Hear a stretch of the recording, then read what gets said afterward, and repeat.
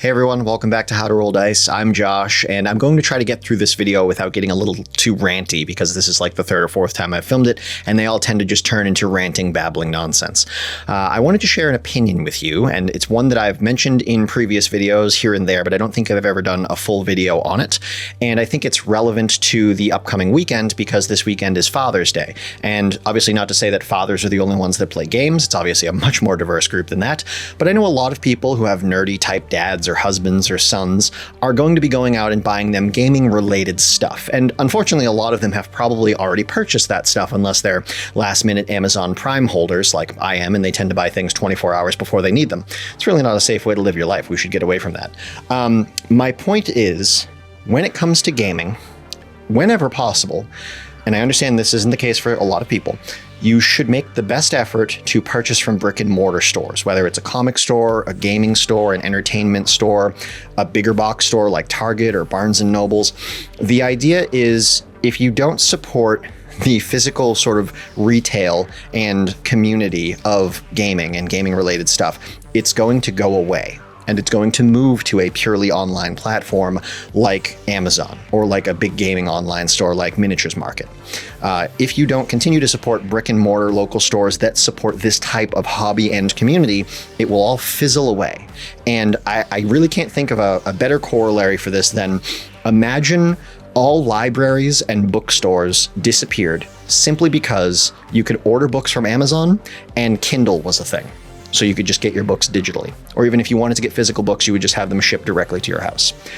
The fact that you would be losing the experience of going to a bookstore, looking at all of the available books on the shelf, possibly bumping into some other people that are interested in similar books that you are, having a little conversation, meeting new friends, just being physically within that community of that hobby that you love so much around books. If all of that just went away and now it was just you staring at a computer screen, clicking around until you found what you wanted, and then it showed up on your door and, oh great, there it was. Or you were just buying a digital copy of a book and it downloads to your tablet, boom, okay, cool, now I have it. It's just this vague artificial thing, right? You don't want that. And you certainly don't want gaming to go that route. Gaming, I would say even more so than something like books, is so much about the physical interaction and the social interaction that occurs when you're playing a game. Whether it's something, quick and easy like Magic the Gathering, and I say easy as in doesn't take up a lot of space, 2 small decks of cards and a dice, and that's really all you need, versus something like D&D or a full-size board game or what have you. All of those gain so much from the physical aspect and the social interaction that they produce and that they allow for when you're taking part in them. And that extends beyond your table to the stores and to the groups that support that hobby and that community. If that is to go away, if you allow that to fizzle away so that the only way you can purchase a board game is through Amazon or through one website, or if you're going to move to a digital platform like Tabletop Simulator, you're going to lose so much of that. It would essentially be like, those videos you see of people that are looking through VR headsets and trying to simulate riding a roller coaster, where somebody's like blowing a fan in their face and then somebody else is shaking the chair that they're sitting on, trying to match the movement of the actual AR VR video. That is still nothing like actually riding the roller coaster. It's such a small percentage of the actual experience of riding the roller coaster for real. And I think that's just as true with something like a tabletop simulator, right? So we certainly can't move to a digital simulation of the experience you get from playing a game around a table, or at least we should avoid it if at all possible. A little caveat to this entire thing is obviously there are people in the world that don't live near a gaming store, have no gaming community whatsoever near them, don't have the time or the money to travel back and forth to stores if they're maybe not close to their house, or don't have the option other than to order online or to play games online. Obviously, if you have a reason for doing it, that makes total sense. But the reason shouldn't simply be, well, I don't want to drive 15 minutes or 20 minutes to the gaming store and it's $3 cheaper on Amazon. Like, that's you really don't care about the community if that's the way you look at it. And I'm not talking about people that are tight on cash, or like I said, there are reasons that you could make good arguments for doing it this way. But if you're the type of person who routinely drops $50+ on a board game and you have a collection like mine, or you're playing D&D 2 or 3 times a week in different groups, and you're still just doing everything you can to avoid supporting the community, I don't understand where your mind is, right? It's just a weird way of thinking. Why wouldn't you want to continue to support and allow to grow the community that you want to be a part of? Because if you don't, and if nobody else does, right, then it's going to fall apart and disappear. And then you lose all of that benefit of having the experience of going to a store, perusing the shelves, talking to the shopkeeper, talking to other people there that are looking at stuff, attending things like Friday Night Magics or open D&D game sessions that are held at the store, miniatures tournaments, wargaming tournaments. So much that a store offers. And even if it's just a comic shop that happens to have a small, board game section in the back, they don't host Friday Night Magic, they don't host weekend tournaments or anything like that, but they offer the games. That's important because you are trying to keep this community alive and growing. It's not just about the hobby that you like and it's just for you and you don't need to worry about anybody else, right? Because if that's the case, you're going to end up playing a lot of solo games, right? The idea is that you want to keep the community large and growing. You want other people to come into the community. You want to build it up. And so the more stores that exist around, your town and your region of the world that have these types of games in them, that have this hobby represented in them, the more people that are going to come into contact with it, the more people that are eventually going to join the community and make it a larger, more thriving, group of people that love this hobby that you love.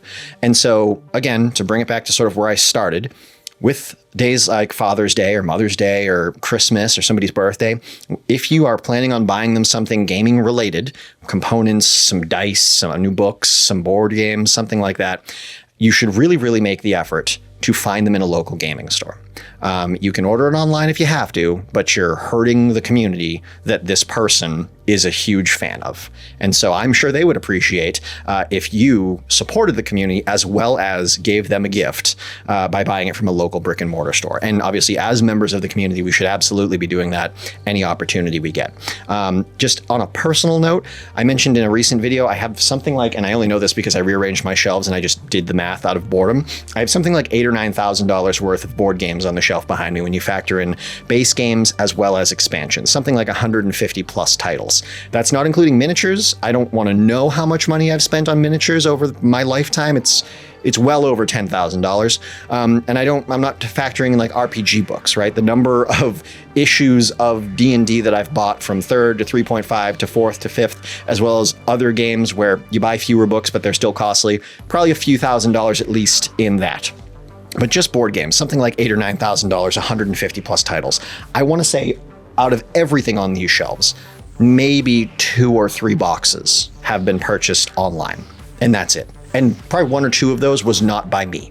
It was by somebody who was giving me a gift who just had no idea how this community works, didn't know what a gaming store was, just knew I liked games, Googled a very highly rated game and bought it for me. And I absolutely appreciate that. I'm sure I love the game. I couldn't tell you which it is. I know there's 1 or 2 that I had purchased online because they were actually a gift for someone else. There were no local copies available anywhere. We were running out of time. We wanted to order some promos that were only available at the time of the Kickstarter and therefore could only be purchased online. And so we had to order it online, and now the game lives on my shelf. So that's not even really mine, but it's here. So I want to be honest about it. But out of the 150-ish titles, maybe a little bit more, like 2 or 3 were bought online. The rest went out and hunted down intentionally or were found by luck. Like I was saying the other day when I found Puerto Rico, that game, that box, the version of the game I found, new in box, wrapped in plastic, brand new from the comic store in Nashua, New Hampshire, is from 2002. Printed 2002, the original printing of the game. It's 2022 right now. That is a 20-year-old sealed box just sitting on the shelf.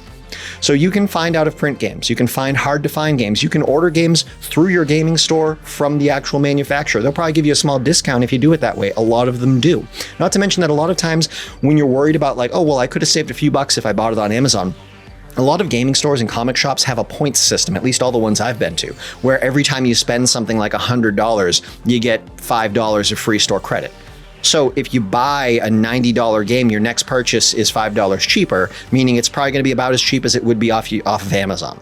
And a lot of gaming stores have used game sections where people come in and sell their games to the store, who then resell them as used copies. And they check them and make sure all the components are there before they sell them. So you're getting a high quality, version of the game, just like you would if you bought it brand new, but you're saving some money.